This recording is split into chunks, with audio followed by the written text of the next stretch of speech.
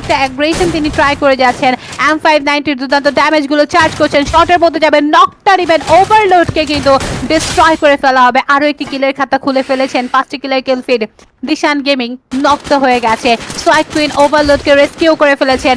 এবার অনেকটাই ভাবতে হচ্ছে দিশান গেমিংকে। Last 2 player solo survivor Aizen and কে দেখা যাবে, বাট পুরোপুরি জোরো এবার একটা ফাইটের মধ্যে এঙ্গেজ হয়ে গেছে। জোরো ক্যাশে ড্যামেজ 1 ভার্সেস 4 সিচুয়েশন, জোরো কোনো মতেই পসিবল হবে কিনা। একটা নকডাউন নিয়ে ফেলেছেন জোরো, প্রগন দ্বারা কিল ফিরে কিলটা তুলে নিয়েছেন। হিমন কোথায় রয়েছেন?